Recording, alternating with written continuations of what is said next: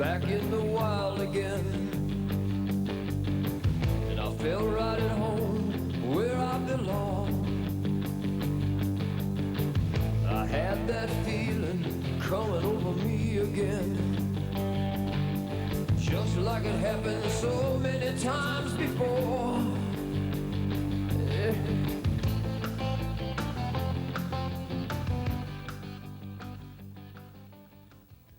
Hi, welcome to this week's episode of Blue Water Outdoors. No, folks, I haven't been arrested for violating. With me is Tim Payne of the Department of Natural Resources and John Schaefer, DNR representative here at Harson's Island. Today we're doing a dedication of the new dike project that's just been completed on Harson's Island. John, it was quite a project there. You want to explain a little bit about that? Yes, it did. The project started last summer and it was completed this spring. It involved reconstruction of a dike about 18,000 feet in length, and it was a major job, and it took considerable time to do. It was funded through DU. Ducks Unlimited paid for a lot of the materials that were needed, equipment rentals, and most of the labor was provided by DNR personnel. Mm-hmm. You know, we've talked before on the show about hunters paying for conservation and supporting wildlife and wetlands. You know, this world's being faced right now with reduced wetlands. We're losing a lot of it every year. What do you think on that, Tim? Well, I think if you look at the wetland picture for the country as a whole, and certainly in the Lake St. Clair area, you would say we're in trouble and we're going worse. Through the development that's taken place and the channelization and the sheet piling, yes, wetlands are definitely on the decline and a resource that are well worth protecting. You know, that's what we have to hang on to, what we have here. There's land developers that like to do nothing more than to fill this in and build high-rises on it, you know, at ducks' expense, you know. So it takes sound conservation practices to manage this. Tim, what do you think the duck population's going into this fall? Or John, I'm sorry. Well, locally it looks really good. We've started an extensive brood survey on the area, which we started in April this year and concluded just last week. And we observed over 400 different broods, not different broods, but 400 sightings on our surveys, which is really a substantial number of birds that we have observed. It's done twice a week, so that's just a small sampling of the actual numbers that are found on an area like this. Local production usually amounts to several thousand each year, primarily mallards and wood ducks and a few blue-winged teal, but we have excellent wood duck production in this area. How about harvest figures for last year, 88, 89, so they go back a couple years? Hunters, even though we harvest the ducks, they're back every year through sound management. How many ducks were harvested off Harson's Island? Well, on Harson's Island in the fall, we have permit hunting where hunters have to come in and register and are assigned or choose a certain specific area where they can hunt. And then after their hunting period is expired, they have to return to the checking station and check in the birds that they shoot. Mm-hmm. Last year, the hunters brought in approximately 8,000 ducks and geese that were shot on the area, and that represented about an average number for the last several years. We've been really consistent in our harvest on this area. And the hunter numbers have changed a little bit because our seasons are shorter now, because continent-wide duck populations are down. Mm-hmm. And in a way to harvest fewer ducks, they've shortened the season. So we've been averaging nearly 6,000 hunter trips during a 30-day duck season. Boy, you have a hunt twice a day here, morning and night. Right. Tim, how about the special goose season that we've had the last few years there, the early goose season in southern Michigan? It seems, is it controlling the populations of geese that we have? Oh, if you would say that, is that solving all our problems? No, it isn't. But it's a step in the right direction. Right. Actually, when you look at the burgeoning goose population we have, it's kind of an asset. It can be a nuisance in some areas, but boy, it's quite a resource. And in fact, I look at it's fantastic. You got a resource near millions of people. My problem as a manager is to figure out how to put the two together, the hunters and the resource. Yep. The early goose season sure is a help to be able to do that, and that's September 1st to the 10th. And that's simply to take birds that we know are local. This is before birds, the migrant birds start coming through, so we know 100% of what we're taking are local. And we've got fairly liberal season in that area. Public lands are open. The feds recognize, the U.S. Fish and Wildlife recognize the need to be able to do something with these nuisance birds. And then we got the late season that actually goes into January and February, and a large percentage of the birds we have at that time, again, are the local birds. Mm-hmm. And you take that and you couple that with our translocation program. This year we moved about 1,400 birds out of the district. I think the final figure was closer to 1,700. It makes for a record removal, and still, we think And in just southeast Michigan, our population's over 10,000. And that's geez. Oakland County. Yeah, and just by relocating the birds. Yeah, There's we put surplus. 900 in Kentucky this year, 100 in Arkansas. You know, there's no sight more beautiful than to hear a flight of Canada geese coming in Oh, and yeah. watching them. Oh, yeah. You know, I've been a duck hunter and waterfowler for a number of years, but you know, mallards, I love hunting mallards, I love everything, but it's just something about hearing them geese coming in behind you, and all of a sudden you look and there they are. Oh, There's no doubt about It's- it. A lot of people sure appreciate and enjoy goose hunting and duck hunting, and I'll bet you every duck hunter you talk to, they not only enjoy the sport of hunting, they enjoy just being out in the marsh and that's seeing right. what's going on. you know, I've mentioned that on the show a number of times. It's not in a kill as much as it is just being there and calling the ducks, watching the birds work, watching your dog make a good sound retrieve, you know. And it's a year-round sport. You know, it's not just something, you know, that we do, you know, a month and a half out of the year. It's a year-round thing, you know, working with your dogs, retrieving, and it's just an enjoyable. People would, you know, that don't understand hunting would just take more time and just realize, you know, what hunters do and what we're all about. Well, I thank you guys. John, it's been a pleasure, and it's just been a pleasure seeing this and seeing Hunters Dollars and hunters organizations like Ducks Unlimited and National Waterfowl Alliance, and seeing what is being done to preserve waterfowl habitat. Tim, I thank you very much for coming, Tom. Thank you. Well, welcome to the West Bayshore Marsh Restoration Project dedication. My name's Dick Eldon. I'm with the Michigan Department of Natural Resources, the Wildlife Division. I'll serve sort of as a master of ceremonies here and kind of coordinate things this afternoon. I first of all would like to thank Ducks Unlimited for the fine reception we had over at the golf course. Appreciate it very much. I've been eating way too much lately, but I still appreciate it very much. This marsh restoration project is the culmination of a real team effort. And that's the reason why we're here, is to recognize some of the team members and to show our appreciation to everyone that was concerned. Before I get started into that, though, I'd like to recognize some of the people in the audience that have been key players all along the way. First of all, I'd like to start with a volunteer that we have with the Michigan Department of Natural Resources, Dale Granger. Dale, you want to wave your hand in the back there? He's kind of subdued and in the background. Dale's a volunteer with us that works literally from one end of the state to the other on his own time. He's a former DNR employee. He was chief of the Water Management Division, and his expertise and his work that he's done for us with all of our projects, I just can't thank you enough, Dale. Also like to recognize members within the Wildlife Division that have worked hard on this project. First of all, Ed Tucker, our regional wildlife biologist. Ed, wave your... He heads up Region 3 here. Also like to recognize Jerry Martz. He's our waterfowl specialist. He's recognized, I'm sure, many of you. Jerry, you want to wave your... And then beside him there is Tim Payne. He's our district wildlife supervisor over this area. We've got a new staff member that hasn't had a chance to work on this project, but we got him up to his elbows, his ears on a couple of other projects and many more down the line. I think he's a little overwhelmed. Earl Flegler, standing in the background there. I want to recognize our local biologist in the area, Ernie Kafkas, who's worked on this project. And I want to, Rick Duchesne. Rick, where are you? Wave your hand. He probably did more physically on this project than anyone else. Then I want to especially recognize John Schaefer, the game area manager down here, has done one whale of a job on this area and put a lot of work on this project also. John?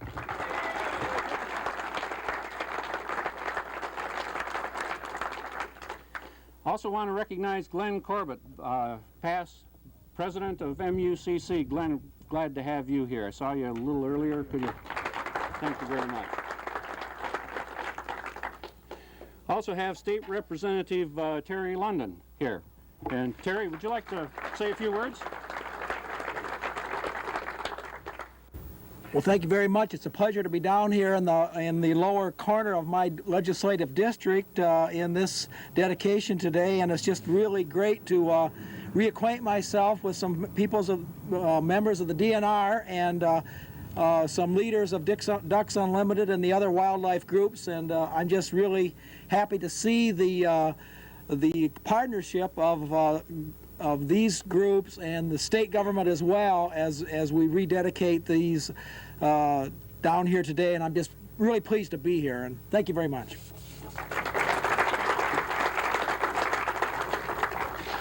Thank you. We also have Senator Dan DeGroo's representative here, Karen Jameson.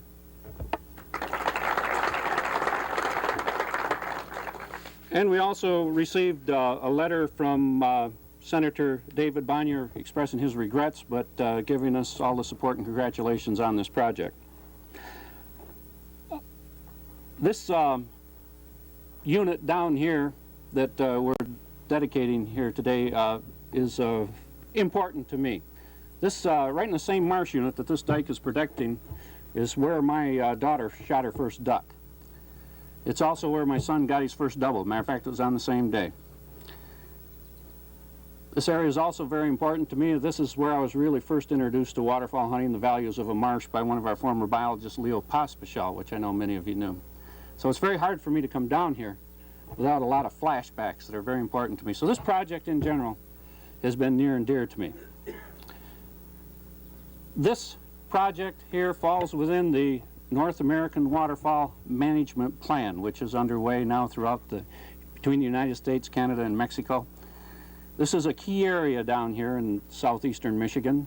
We've got several other projects underway down in this area, and this was one of the very first projects that we had, and I think it shows that Michigan and Michigan hunters and citizens recognize this area for its importance early on, and this has been recognized as an important part of the North American Waterfowl Management Plan. The department has a goal of increasing its wetlands by 500,000 acres by the year 2000.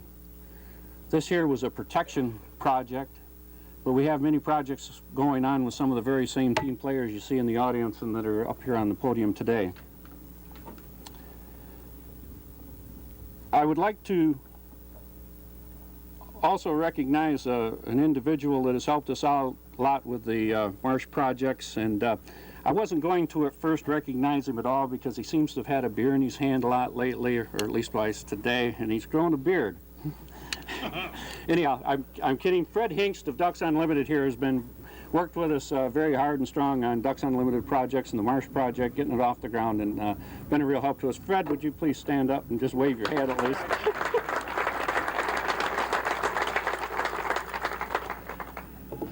Well, with that, I'd like to get down to maybe some of the real workers within DU. And I'd like to introduce Jim Stewart. He's Ducks Unlimited Executive Coordinator for Southeast Michigan. Jim?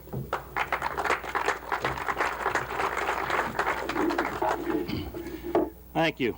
Well, this particular marsh brings back a lot of personal memories for me also. This is where I started my wildlife waterfowl career approximately 30 years ago. This year, over 100 million Americans will go into the outdoors to avail themselves of the opportunities presented by the richness of our American countryside. But every year, unfortunately, some 25 million acres of our forests, fields, lakes, and streams, coastal waters, beaches, all areas that we cherish, deteriorate or disappear under additional commercial use and other exploitive pressures. As a result, the surviving heart of our nation's natural resources are continually shrinking towards an irrevocable minimum. I believe we can perceive this in a three-phase program, roughly broken down into land access, with public access to many of our 750 million acres of public lands managed by the U.S. government and various civilian agencies, unfortunately deteriorating and being cut off to the major portion of the population. Maritime waters as the second large category. The fisheries, the prime boating grounds, are receiving unacceptable levels of pollutants created by us, the individuals that use them. And thirdly, our most crucial item to those of us interested in this kind of work is habitat. Critical wildlife and freshwater habitat continues to be disrupted and destroyed by poorly managed industries. Logging, livestock overgrazing, farming of marginal croplands, and building development, and by industrial and human polluters. Throughout the many enlightened sportsmen, individuals such as yourself, concerned conservationists, including our ranchers, our lumbermen, and our farmers, we are battling against such deterioration, and it still continues, unfortunately, in the name of increased profits. It therefore gives me great pleasure today to be part of this dedication program and to be selected as the representative of the 23,000 volunteers and members of Ducks Unlimited in the state of Michigan. We're pleased to have been able to be a part of this, and we're very happy to make our financial contribution to this program. Thank you.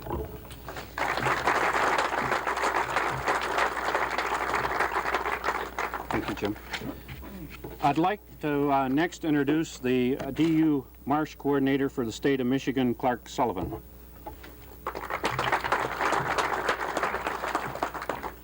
Being the Marsh Coordinator, I've had a chance to attend quite a few functions with dedications such as this. But needless to say, this is the first time I think I've gotten seasick coming over to a dedication. But it is great, believe me. I'd like to say, too, I'm very impressed with the attendance that we have here today. All the important people here, and I don't mean our dignitaries, I mean everybody that's in attendance, because we're all for what we see around you here. Nobody here is here because of greed or anything like this. It's because of nature, because of conservation.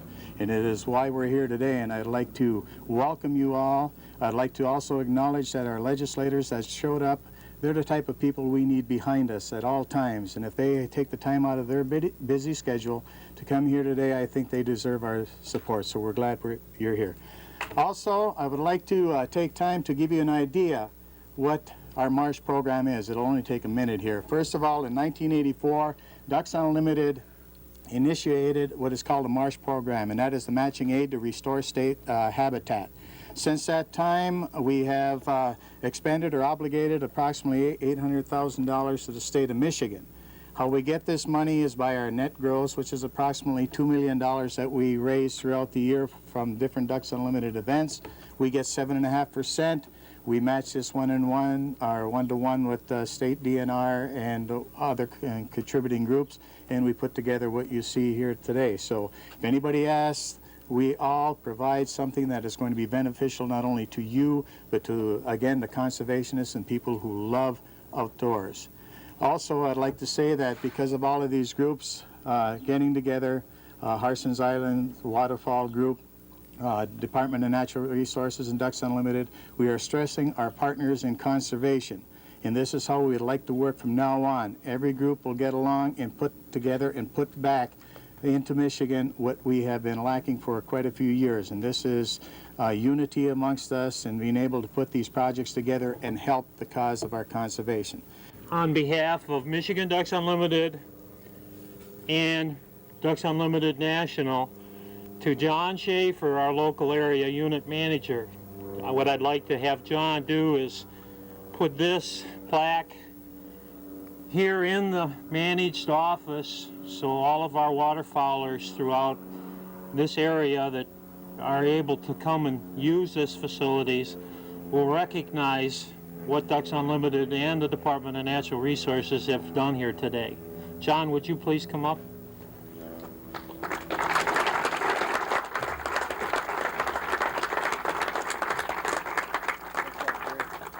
Thank you. Thank you. Again, it's a real pleasure. Thank you very much. With me right now is Ed Tucker. He's Regional Wildlife Supervisor for Region 3. Ed, it's a pleasure to have you here with us today at Harson's Island for the dedication of the dike project. Thank you. It's nice being here. This is a great area.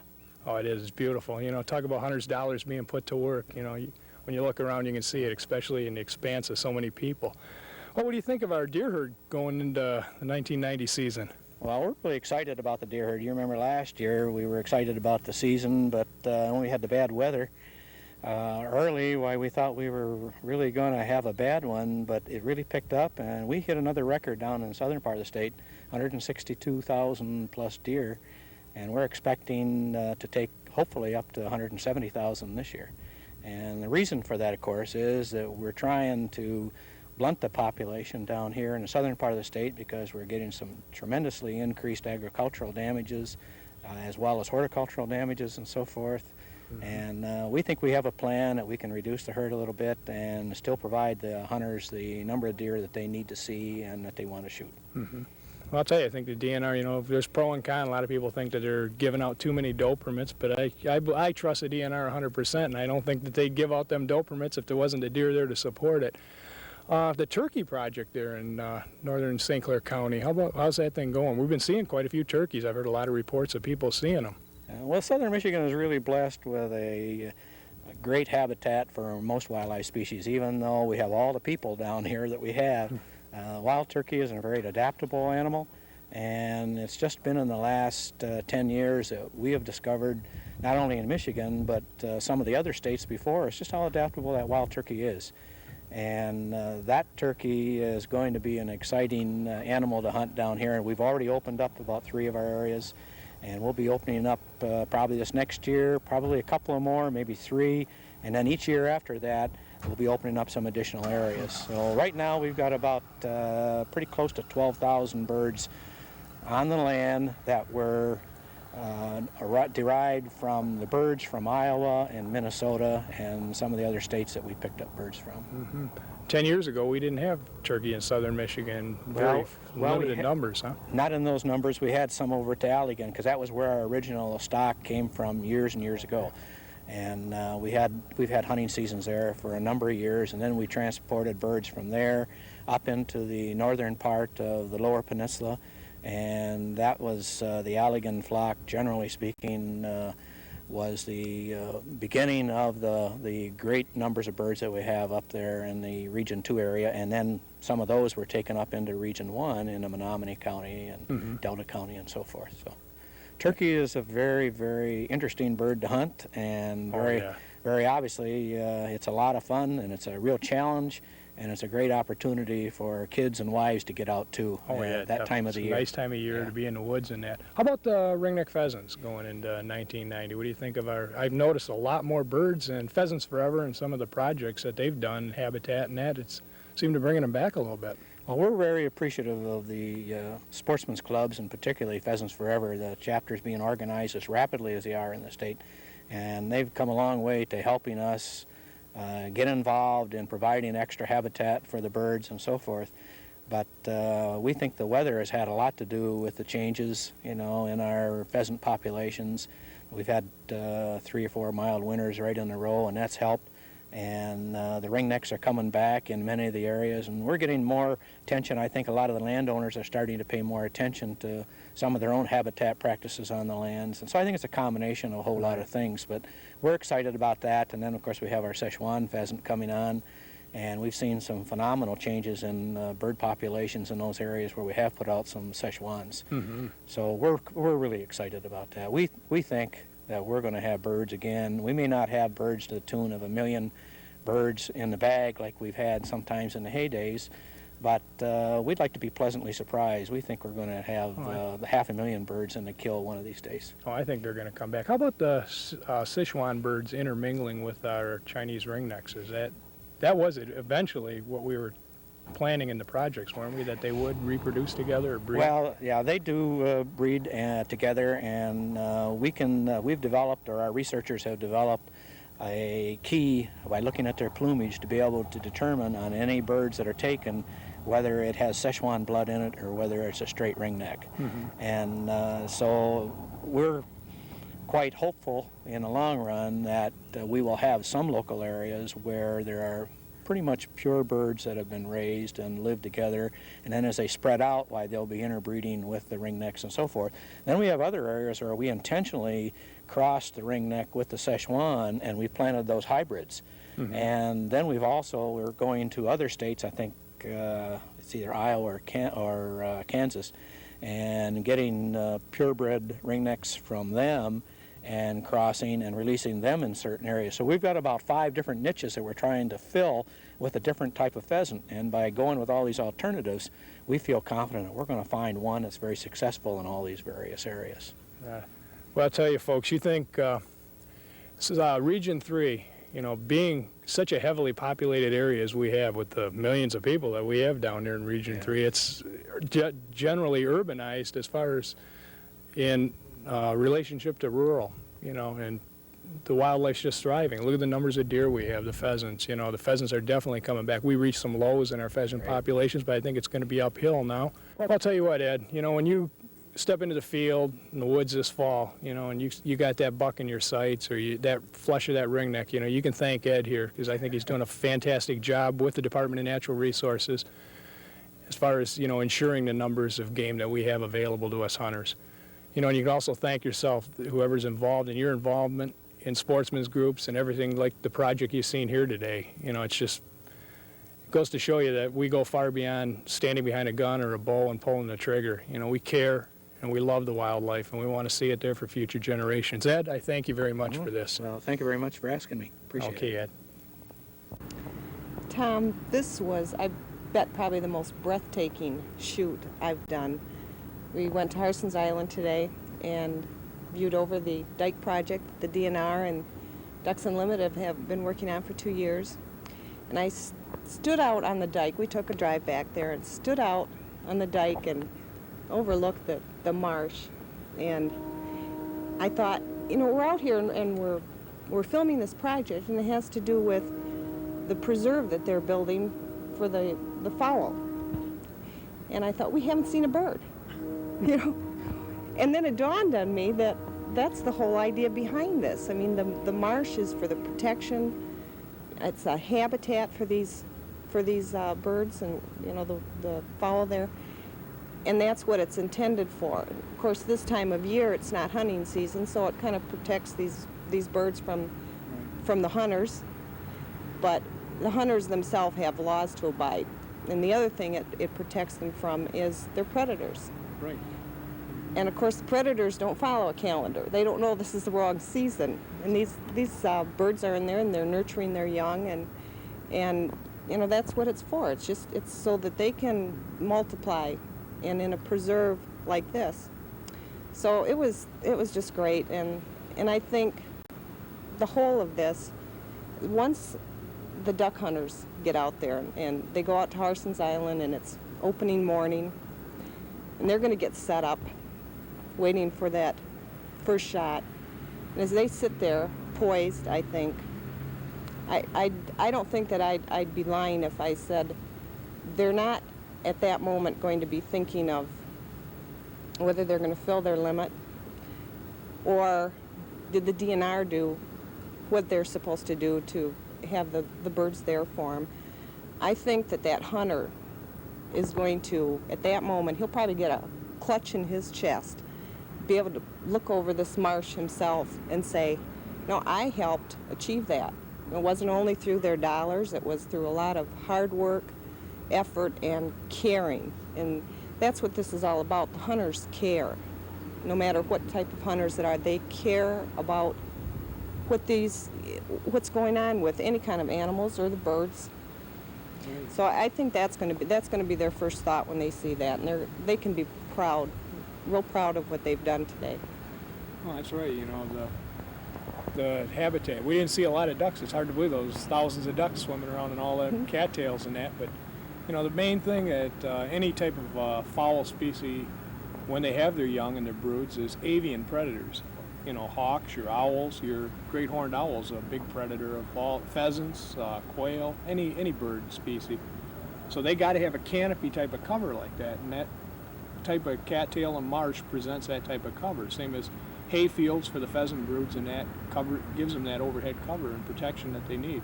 That was well put, though, the way you said the predators don't know there's no season on, and that's the way it should be. Nature should not be tampered with. Man has tampered with nature a lot, and I think, you know, we have to restore some of the things that we've taken away from nature now. I think also you can tell by the couple of people we talked to, John and Tim out there, that wasn't just, they didn't do that just because it was their job or because it was going to look good on paper down the line, and it was a project that was in store for them to do. You could tell by talking to them, they really cared, and a lot went in on their behalf too. That's right. It was well put, Patty. Thank you. I'm glad you enjoyed that. I sure did. Well, that'll about wrap her up for this week's show, folks. Thank you for coming along to the Harson's Island Waterfowl Project with us. And we'll see you next week in the outdoors. And I feel right at home where I belong. I had that feeling coming over me again, just like it happened so many times.